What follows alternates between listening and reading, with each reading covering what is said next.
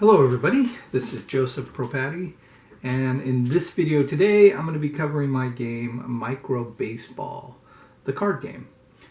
So Micro Baseball, the card game, was designed a while back. I had done it for the Board Game Geeks 9-card contest, and after that contest I made some little changes, and then I started to get some feedback, and so I went back to the game and really went through it with a fine-tooth comb. I went through all the components and decided, you know what, I'm not going to restrict myself to 9 cards. I can make this game much better by expanding it, expanding the card base, increasing the size of the components, adding some components, and just work on the gameplay itself to make it better.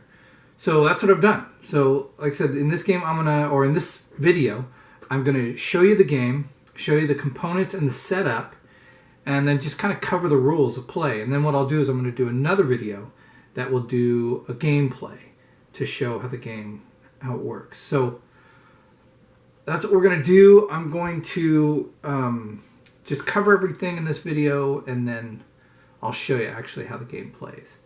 So let's go ahead and we'll start with the components. And then we'll work from the components and do setup, and then go from there.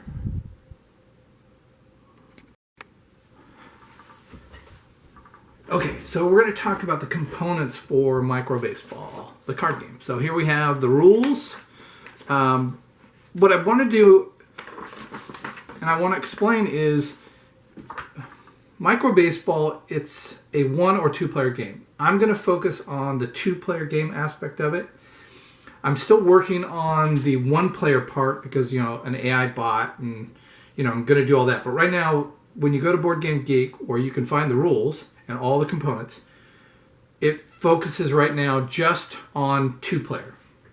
And that's what I want to cover. I'll explain solitary play in another video. Now, that doesn't mean that you can't play this by yourself using the 2-player rules. That's not a problem. You can still do that. But eventually I will come out with solo rules that uses an AI bot, and we'll work on that later. But let's go over the components. Right now you can get everything from Board Game Geek under this title, Micro Baseball, the card game.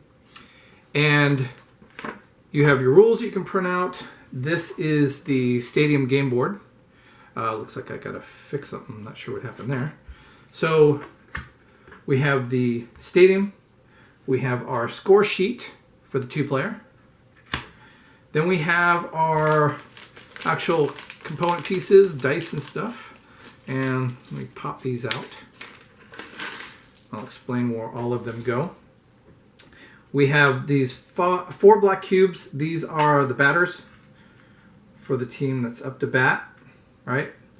Because you're never going to need more than 4 on the field. Even if you fill all the bases, you're going to have a batter, and he'll be moving runners around.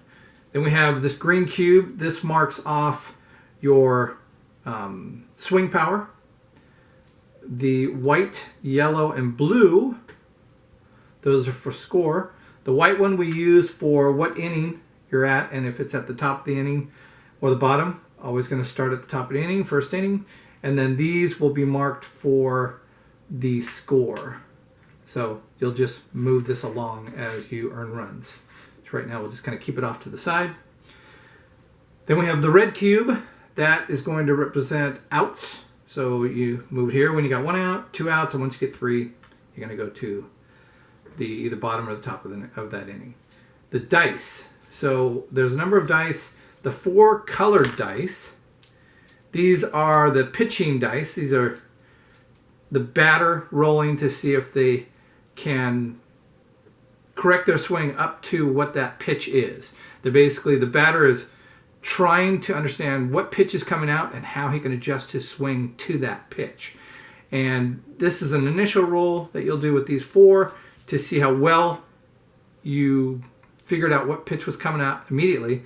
And then these white dice are kind of twofold.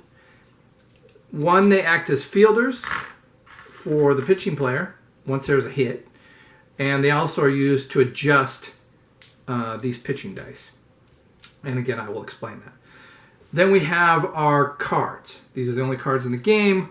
We have 6 batting cards, which you can see 1, 2, 3, 4, 5, and 6. These are basically batting style cards. So if we, little example here, if you can see this, hopefully. Let's see what we got here. It'll have a batting style, and it'll say like a pull swing. You'll have like a full swing, choke up. It'll explain what you're trying to do with this swing. It'll give a reference to power, how much power goes into that, and how many dice are used for your swing adjustment. And these are your factors for what will happen if there's a hit, if there's an automatic hit, right? So the dice image on the bottom will allow you to line it up when you're doing your pitch and hit. And also, if you wanted to just do it randomly, you can roll a dice, and then whatever you come up with, you can use that swing. So there are 6 of these. You got a pull swing, choke up, full power, push swing, a bunt, and a normal swing. Then we have our strike zone. All right. This is one side is for the batting style, and this side is for the pitcher. And this strike zone, you can see a little catcher in the background. You have blue, black, green, and red, which correspond to these dice. And again, I'll explain how this works when you're pitching and swinging.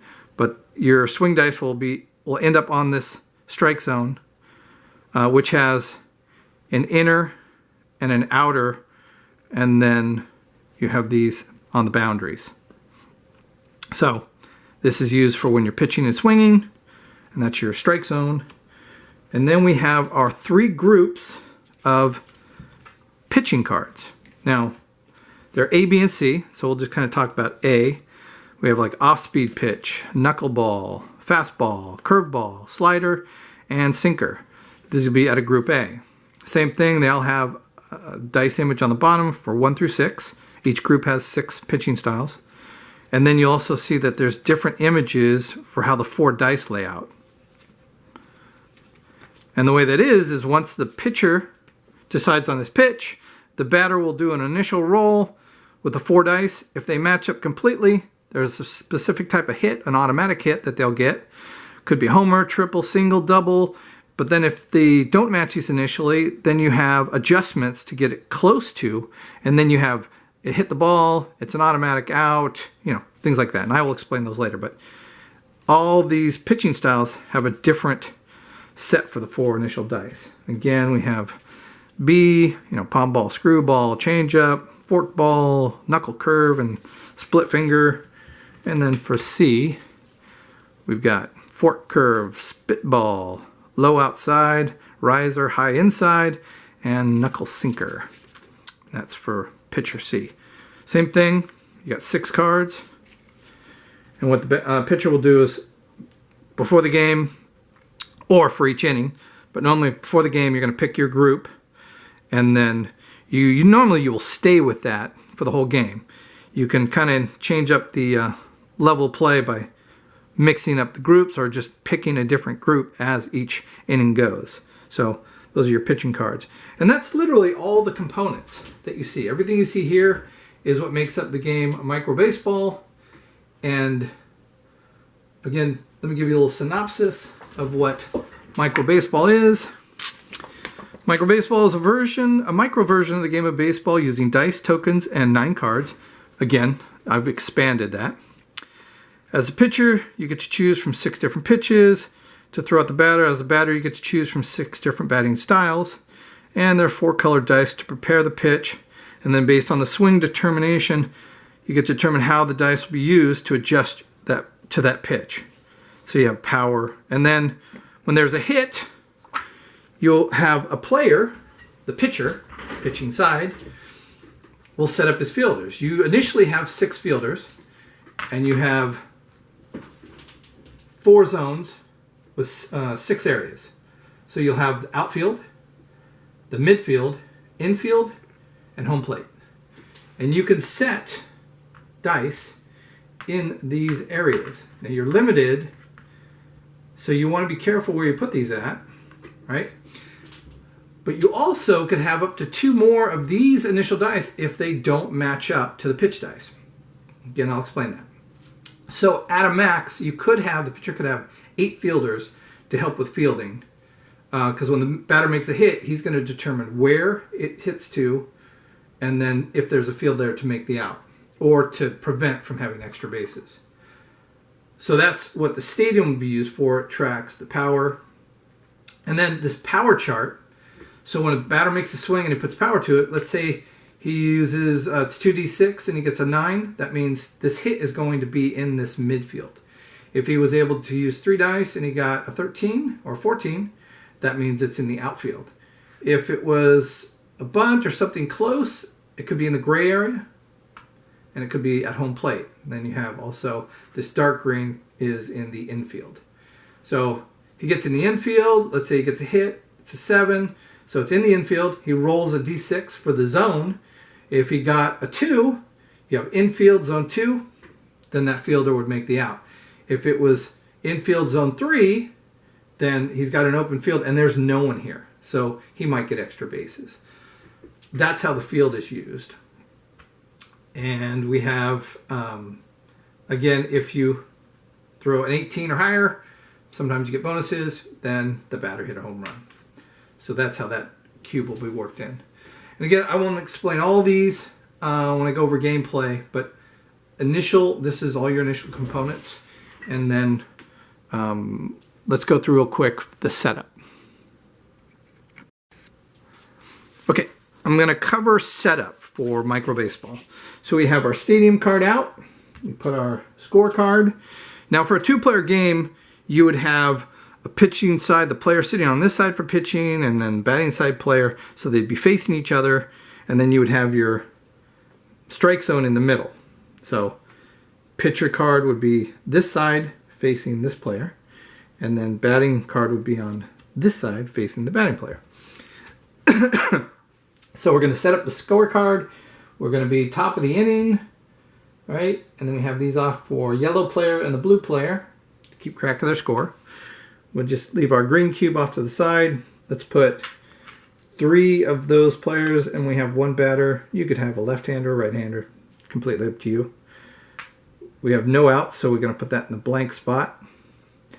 And then the dice, we have on the pitching side, we just put all these, or excuse me, the batting side, so it'll be over here. Like that. And we'll need a couple. But we'll have those on there. Then we have, again, our strike zone card. We'll put it in the middle. And now we should have the pitching team decide on which group they want to use, which A, B, or C. So you just need to pick one of those. So this one, let's say we'll pick B. We're going to take A and C, put it off to the side, right? And then the batting player always has the same 6 cards for now. If I can do an expansion, I'm going to come up with 6 more batting style cards. All right, so we have those. We got everything set up. We're ready to go. Remember, the pitching card will come up on here. Batting card will come up here. And then I'll explain initially on the first inning, ready to go for settings. And this setup would be both players, right? Secretly, they would take a card, right? And I'll just randomly take one. Put those down. And you put it down face down. Then the pitcher would take one that they want to pitch. Right? And they would face it down like that with the other cards face down. Just so the players don't know what the other one's going to do, we have our secret pitch and secret swing. Then at the same time, simultaneously, flip them over. Pitcher will go here. Batter will go here. You got the batter on this side, pitcher on this side, and then you are ready to go. Right now, it's going to be the batter who's going to take the turn because they're up first. This is going to be the visiting team. When you have top of the inning, it's the visiting team. Bottom of the inning is the home team. So home team will always bat last. Visiting team will always bat first. And that's where these will come in. Top of the inning, bottom of the inning. And then what else we have?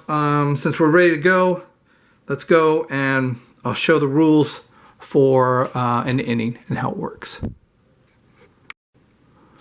Okay, let's talk about how we go through the rules for a batter and how the batter is setting up against the pitch with his bat style. So we look on here, let's say this batter picked push swing. Now, push swing is, this batting style is more focused on holding up on the pitch and pushing the ball down the right field line. If the batter is able to hit in zones 5 or 6, there's a bonus to the power, okay? Because you're trying to push into that field. And those, you get a power, this is kind of a, you're trying for a power swing. So you get to use 3 dice, and you'll be on the 3d6, this chart right here, when you're working on your power. And this power is where it decides where the ball is going to go. Then we have our swing adjustment.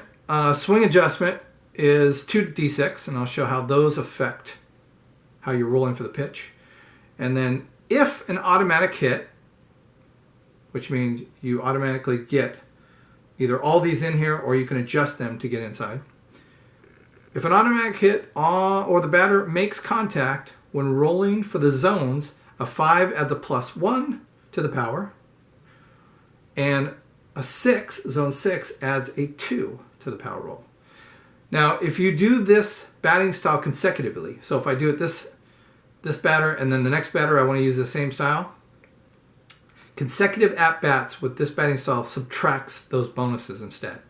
So you use it again, if you get zone 5, you now have a -1 to your bat. So it's not something you can just keep using over and over. You got to kind of switch up your batter. Your pitcher's going to see and adjust to it also. So we have our batting style. We have our initial 4 dice. So what we do is we roll our 4 dice, right? And you can put them in this blue, black, green, and red. So blue, black, green, and red. Okay. So we look at our dice and we go, all right, I've got a black 5. Great, I got a match there. So one matched right away, we put it right in the middle. Same spot as where that would go. I have one blue 1, and I have a green 1, and I have a red 5. So neither one of these other 3 match. So we put those on the border edge of the strike zone. So right now we only had 1 that actually made it in to what we were throwing as a pitch, and the batter was able to initially adjust to. So he didn't get the right pitch right off the bat. So as it left the hand, the batter's kind of like, I kind of get it, but not really sure exactly what that pitch was. So now it's a matter of adjusting to that pitch. And the way that works is, on the batting card, we have these 2d6, swing adjustment. And we take 2d6 and we roll them. Right? So we got a 5 and a 4. Now that's pretty good. But it's going to take a lot to adjust these. So these dice are your incremental adjustment dice.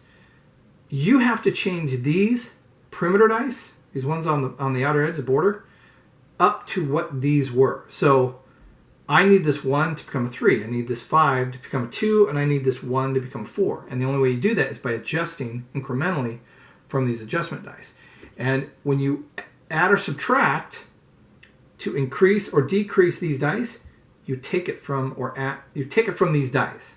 So, example, I want to do the ones that are closest. So this one's and this one. So this needs just 2 to be removed to make, or 2 to increase to become 3.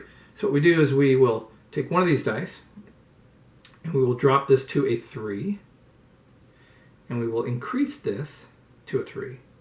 So now, because I match this 3, I bring it here. Now we have 7 left to adjust. We have a 5 that needs to go to a 3 or 2, and this 1 needs to go to a 4. So we have to take this 3, right? And we can adjust this up to 4. That puts it into this blank box because we've been able to match. When you match after the initial roll, you don't get to put it in this inner zone. it's still going to be in this outer zone. Because only the first 4 on the initial roll, if you match, they go in there. Because it makes it based on what type of automatic hit it is. We have this 5 that we need to adjust to too. So we can take this, knock it down to 1, and we were able to adjust all 3 dice. We got really lucky. So you'll notice that the higher you roll on this adjustment dice, the better chance you have to get that adjustment. So what this is doing is the batter is seeing the ball come at it, and he's getting ready to adjust his stance and his swing to make contact with that ball. This knuckle curve that's coming in. So now we've adjusted the pitch dice, and now we see, okay, what did the batter do? Was he able to hit it? Was it an automatic hit? So we go into the rules, and we look at our chart that talks about types of hits.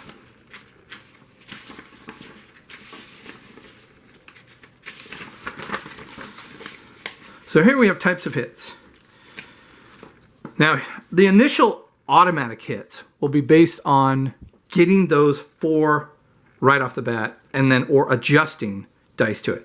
So if you were able to get all 4 dice on the first roll, it's a home run. You hit it out of the park. If you get 3 dice initially and then you adjust the 4th one, that's a triple.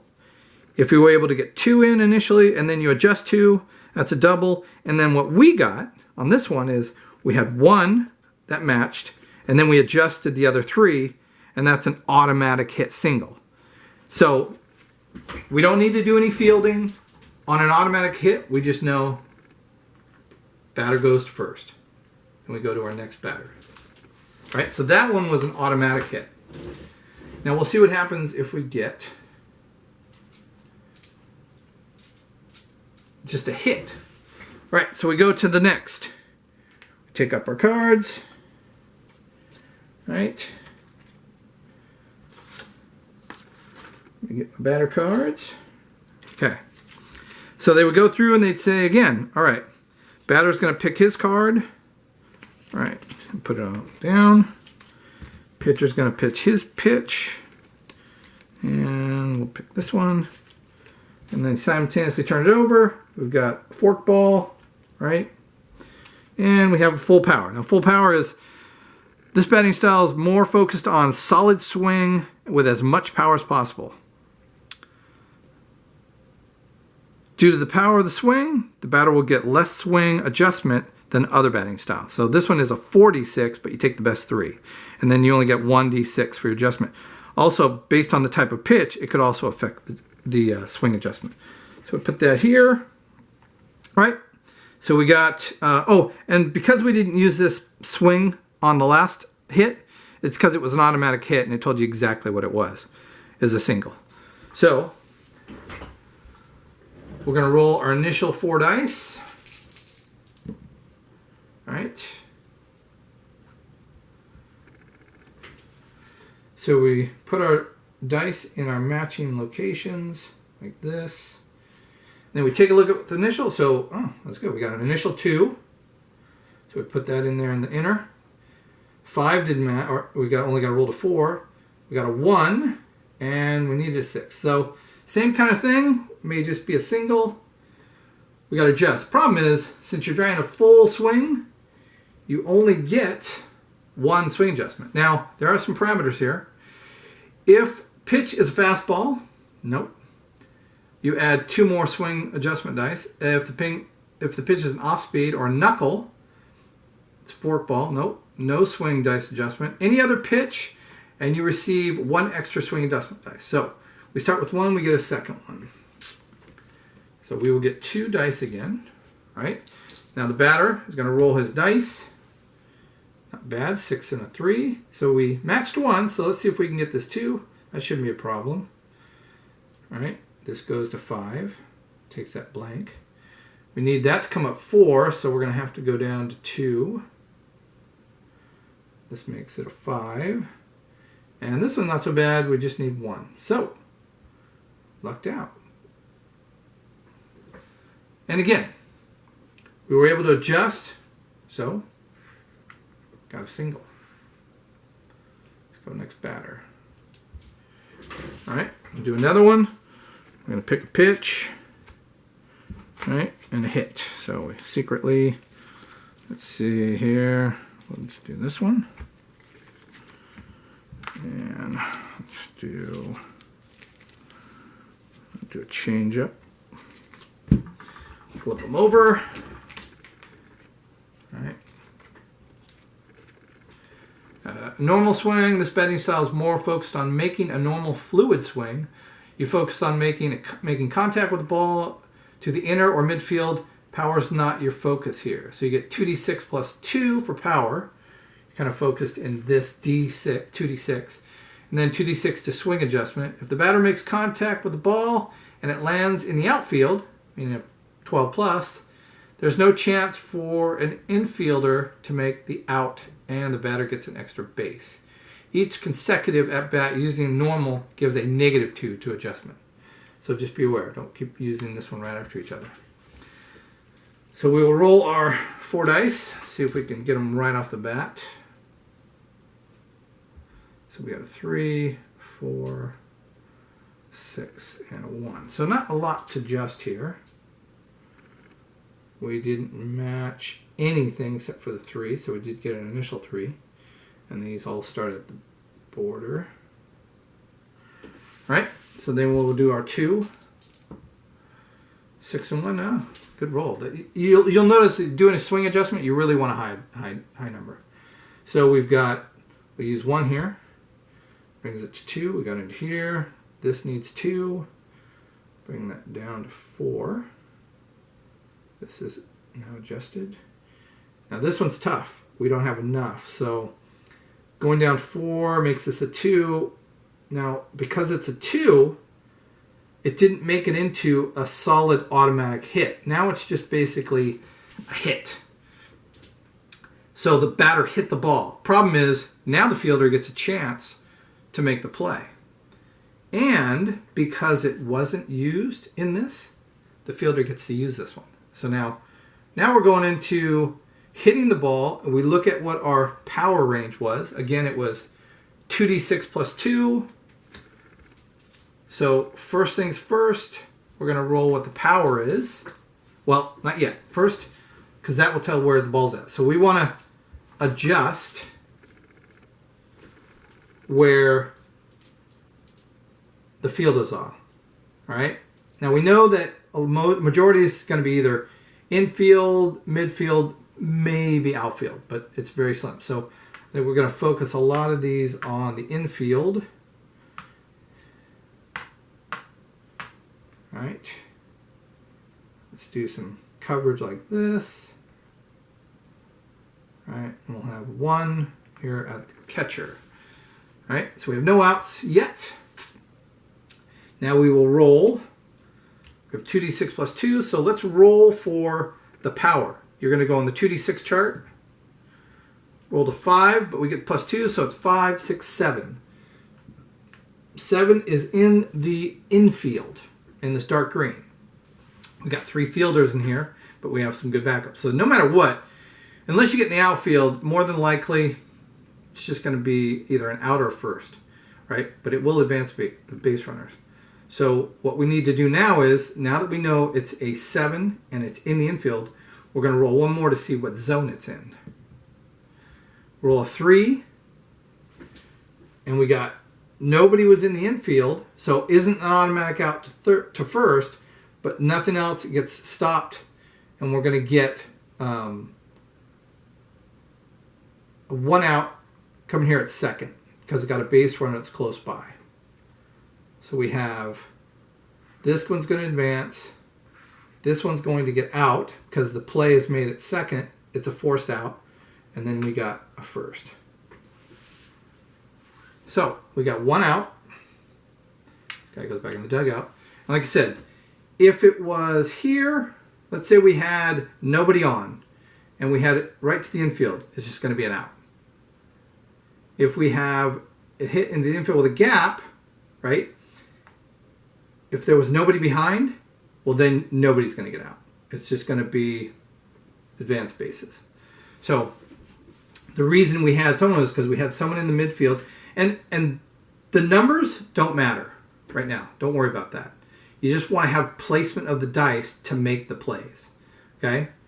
And here is where you see no automatic out because it wasn't played in the infield, but you did get the grounder, and you had someone coming into second. Since it's so close, it's basically a forced out.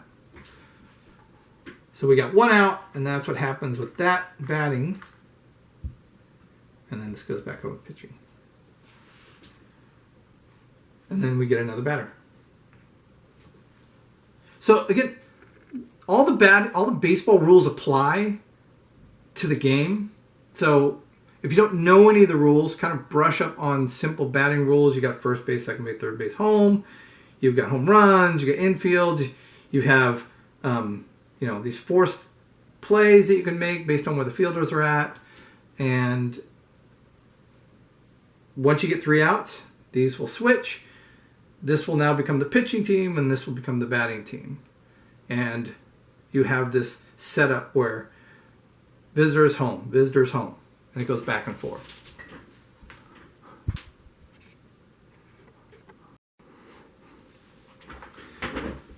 Okay, before we finish this video, I just wanted to go over some situations where you'll notice that I had a force out on a double, and I wanted to show some situations where you have fielders in specific positions or you have runners on certain bases, and it can cause either double plays, forced outs, or fielder choices. So let's say you have a runner on first, you have a batter up, and you have a batter here, right? Or maybe a fielder here, or a fielder here. Okay? So if the batter hits, and it hits in the infield, and there's no infielders, but you still have a midfielder, either in zone 3 or zone 4, you can get that force out at second base. And that would also apply if you had a hit that went into zone 1 in the infield, but there was no infielder but a midfielder. Well, then you'd be able to get that forced out at third base. Same with if you had bases loaded and you had a catcher and you had a field, it was in the midfield, and you had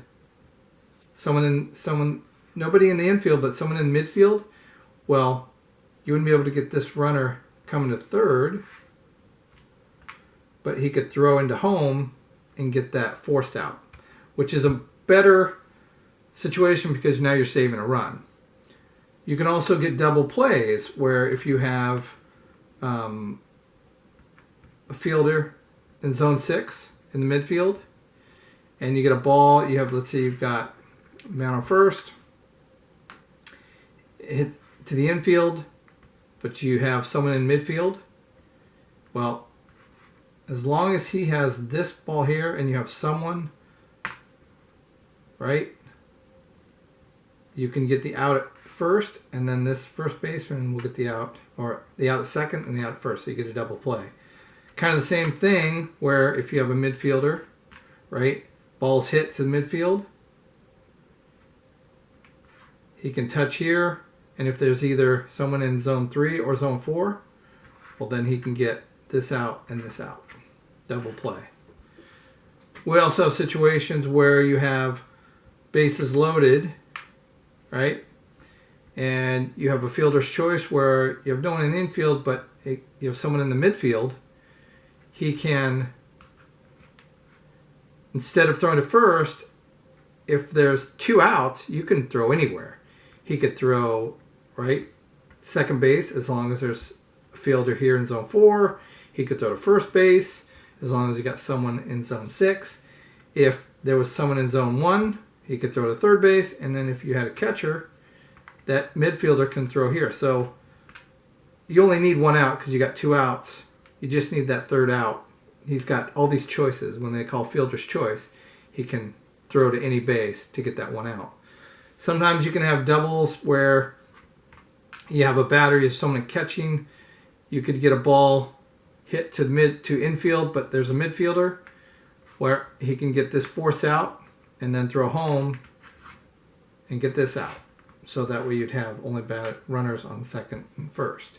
He was able to get third and home plate.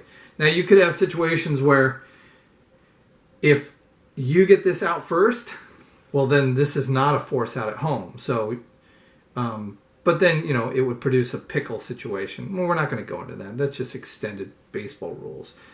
Because in reality, if you get this out first, this is no longer, someone running to home is no longer a force out. So he can go back and forth, which causes a pickle. So what you could do is, while he's running, you have everybody running to their base. The third baseman could throw home, and then the catcher, if he's got a catcher here and someone here, he could throw to first, and that could get these 2 outs. So you have all these different combinations. You have possible doubles, you have possible forced outs, and you have possible fielder choices. So now we're just, I just wanted to just last minute thing to wrap up this video. Again, all this can be found on Board Game Geek, all the files, the rules. If you play it, you just print it out. I'd love feedback. Let me know what you think. There's a couple things I do a little bit more add-on because I'm always, enhancing the rules and applying new things to it. But if you have ideas or things that you think would make the game better or will fix things that you don't think that I've added, let me know, please. I'm always up for feedback, and good bad. Doesn't matter. Just I like to hear the feedback. I didn't want this to be this overly complex statistic-based baseball game. I just wanted it to be quick. There's no balls, there's no strikes, we have no foul balls. So I took all of that out so this would be much quicker to play. You can just bat and pitch, or pitch and bat, and you can get through and batters can run down the bases, earn runs, that thing. Get outs, and then just have it a quick game. It's not something where you're like, okay, it's full count, 2 and 3. No. He's got 2 balls, 3 strikes, or two strikes, 3 balls. I just didn't want to do that. I wanted to make this much quicker, and I hope that this is what it is, and that it is kind of a quick format just to go through and have some fun playing a game of baseball with your friends. So all of it, again, BoardGameGeek.com. Just search Micro Baseball and you'll find all the information you need there. So I hope you enjoyed this video. Please subscribe, thumb it up if you liked it, and just keep watching because I'm always doing a bunch of videos based on new games or things that I'm creating or working on. So have fun and play some baseball.